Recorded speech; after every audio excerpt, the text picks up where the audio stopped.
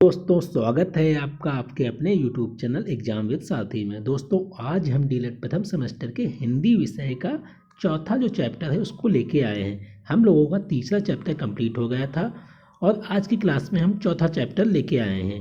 इसके बारे में हम आज की क्लास में डिस्कस करेंगे। तो चौथे चैप्टर का क्या नाम है? चौथे चैप्टर का नाम है, इस पेंसिल को थोड़ा सा छोटा कर लें। चौथे चैप्टर का नाम है विराम चिन्हों की पहचान। विराम चिन्हों की पहचान, इसमें हम विराम चिन्हों के बारे में पढ़ेंगे।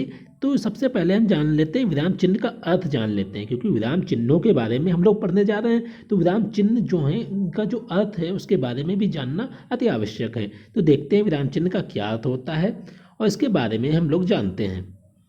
विराम चिन्ह का अर्थ रुकना या ठहरना। विराम का अर्थ होता है रुकना या ठहरना।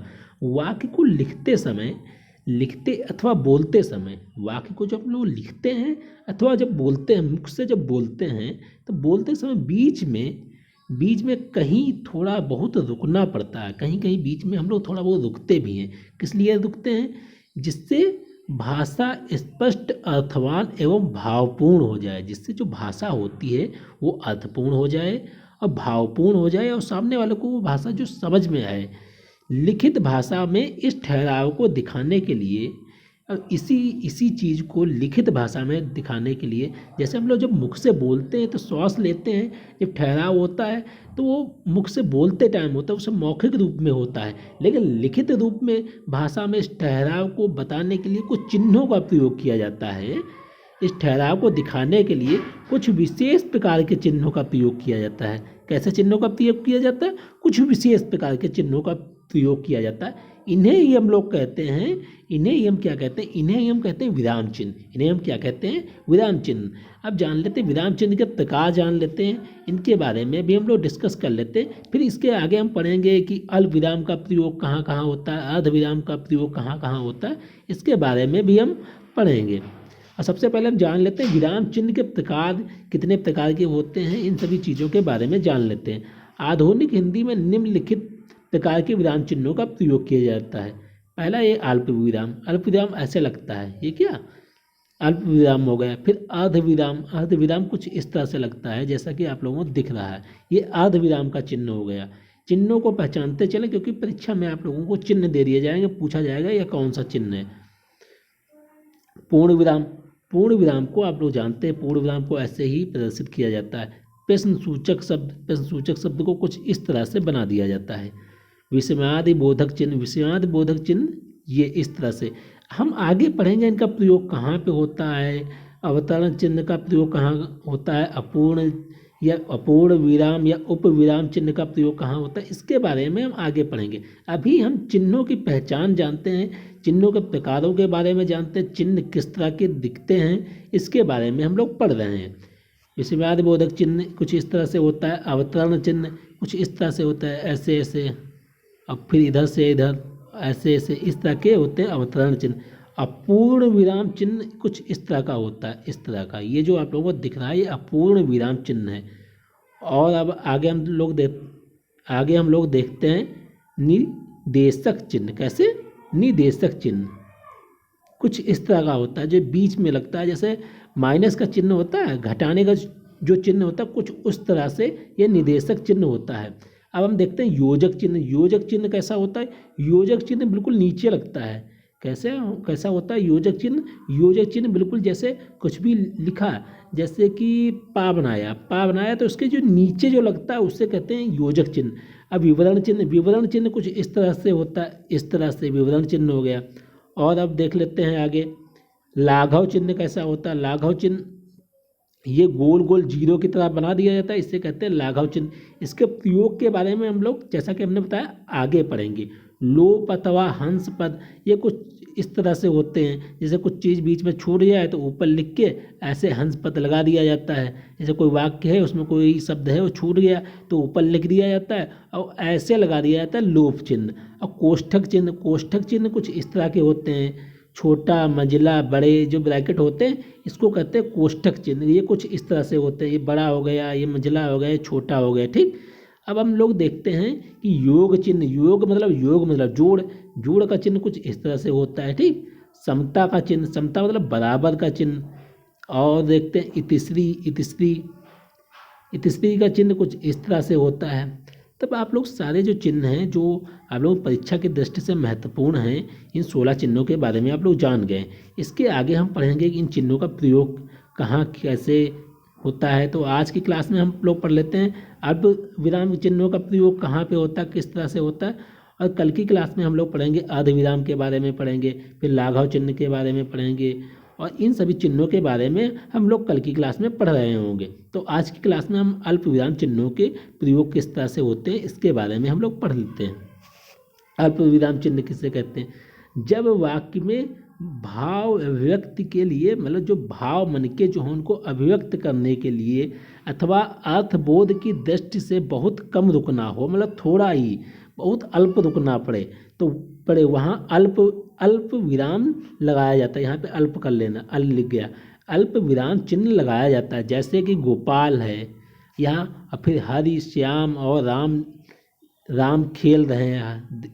गोपाल हरि श्याम और राम खेल रहे हैं, तो इसमें देखो थोड़ा थोड़ा रुकने के लिए अल्प विराम का प्रयोग किया गया है। जैसे गोपाल है और फिर क्या है हरि, तो यहाँ पे अल्प विराम का प्रयोग किया गया है। अब हम देखेंगे अल्प विराम का उपयोग कहाँ किस तरह से होता है, इसके बारे में भी जान लेते हैं। इन चिन्हों का उपयोग कुछ निम्नलिखित परिस्थितियों में होता है, जैसे कि एक ही प्रकार के कई शब्दों का प्रयोग होने पर, जैसे एक ही प्रकार के जब शब्द हैं वहाँ पे प्रयोग होने के लिए अल्प विराम शब्द का प्रयोग होता है, और शब्द के बाद अल्प विराम लगाया जाता है। लेकिन जो अंतिम शब्द होता है, अंतिम शब्द के पहले और का प्रयोग किया जाता है। जैसे रघु अपनी संपत्ति, रघु जो है संपत्ति आ गया, खुद भूमि प्रतिष्ठा आ गया, तो इसमें कामा लगा दिया गया। फिर मान मर्यादा सब खो बैठा, तो मान और मर्यादा के पहले कामा नहीं लगाया गया, यहाँ पे और का प्रयोग किया गया, क्योंकि और का प्रयोग कहाँ पे किया जाएगा? अंतिम शब्द के पहले और का प्रयोग किया जाएगा। ऊपर भी ऐसा ही सेम हुआ था, जैसे गोपाल हरि और श्याम, तो गोपाल के आगे फिर हरि आया तो कामा लगा दिया गया, फिर श्याम, उसके बाद लास्ट जो शब्द था वो राम था, लेकिन यहाँ पे कामा ना लगा के, यहाँ पे अल्प विराम ना लगा के यहाँ पे लिख दिया गया और, तो यही यहाँ पे बताया गया है।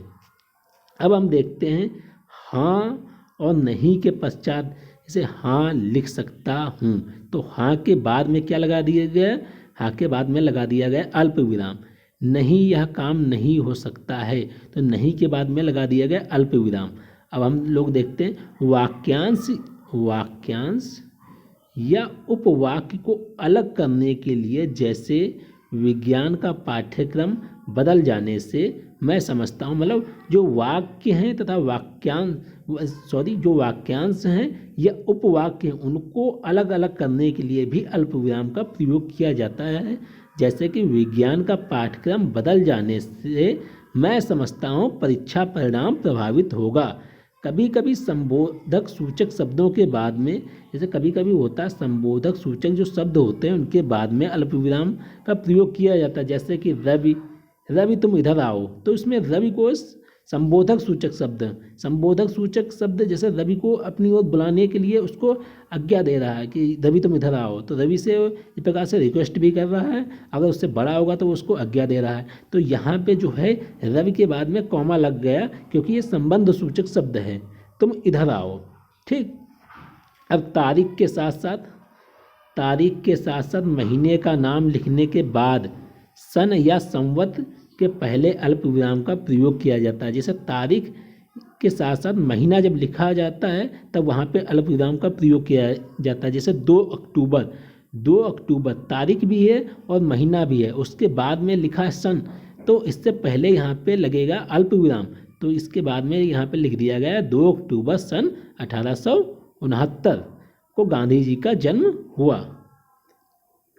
अब अंकों को लिखते समय, जब आप लोग लिखते हैं, अंकों को लिखते समय भी अल्प विराम का प्रयोग किया जाता है। जैसे कि 5, 6, 7, 8, देखो ना अल्प विराम का प्रयोग किया गया। आशा करता हूँ आप लोगों को अल्प विराम का प्रयोग कैसे होता है, कहाँ पे होता है, इसका उपयोग कहाँ कहाँ होता है, इस चीज़ के बारे में आप लोगों को अच्छे से पता चल गया होगा। एग्जाम में अगर पूछा जाए अल्प विराम का प्रयोग कहाँ कहाँ होता है, किस तरह से होता है, इसके बारे में कुछ लिखिए, तब आप लोग आसानी से लिख सकते हैं।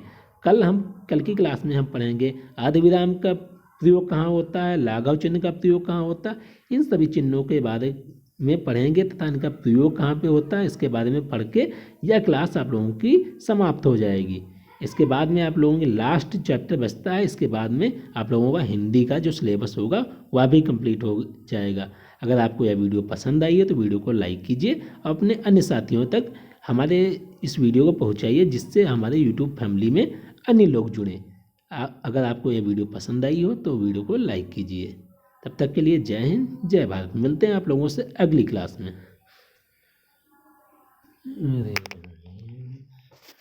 अरे